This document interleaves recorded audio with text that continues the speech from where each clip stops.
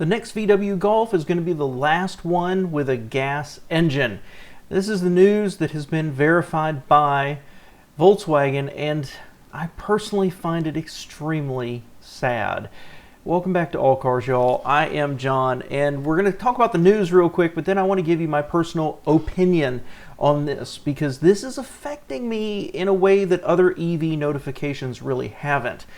So the Golf was launched back in '74, and it's been largely a worldwide success, although it's never really caught on here in America. And I've been a big fan of it. They've had lots of generations and variations of engines, but Thomas Schaefer, he's the brand president of VW, has said that the next generation will be EV, literally unless everything in the world changes and they need to design another combustion engine for it. In fact, there's one quote, because they're saying the right things here to reassure fans of the Golf, but he does have this one quote: "With the Golf in particular, it has to fit the genes. Just calling any vehicle that doesn't work. We won't make that mistake." And then he goes on, "There will not be an electric Golf until there really are Golf genes in it, such as a flatter roof compared to the ID3, and that this will not be until 2028 at the earliest," which is when VW launches their next generation, the SSP platform. So they're saying the right things, that they're going to move to EV, but they're going to do it right with the Golf. And this is extremely important, specifically in Europe and in other parts of the world. I think I read that last year they sold like 170,000 Golfs in Europe. America, well, they've pretty much been ramping it down for years now, and I've always loved the Golf. So this one really touches me. While doing this channel, I have been looking deeper and deeper and deeper into EVs. I've driven more of them, and I've come around to EVs. They offer good performance, their range is getting better, the chemistries are changing. There's all of the stuff you hear from people who don't support EVs. The vast majority of it is being addressed or will be being addressed, and we don't know what the future is going to hold. I'm coming around to EVs, except for the price and some of the politics behind it, but we know it's coming. And when I hear about vehicles like the Equinox is going to move to EV next generation, I don't really care. That sounds pretty cool, actually. You know, lesser extent, maybe if the Camaro or the Mustang moves to EV, certainly Dodge is moving to EV, you know, I'm kind of okay with that. I mean, there's a weight penalty, but there's so much power that you can pull through those electric motors. It's kind of exciting. And we've seen what it's been able to do a little bit on some supercars. But the Golf is different. The Golf is that mainstream, everyday, everyman, function as an individual's, a couple's, a family car.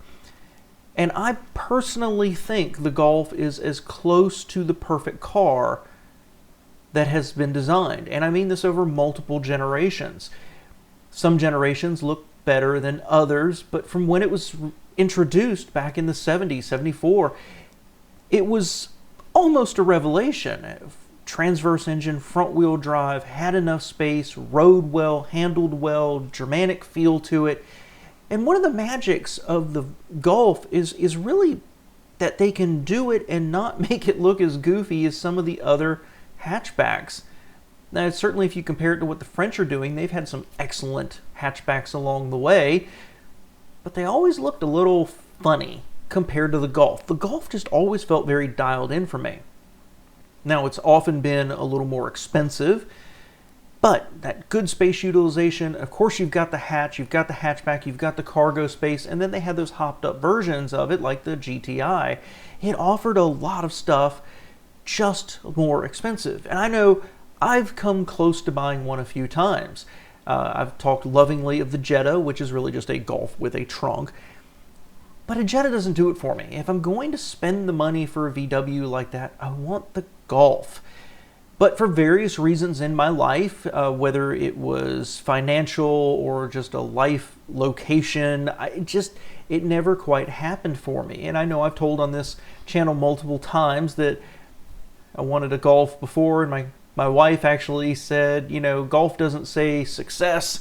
Golf says I'm borrowing my daughter's car for the day.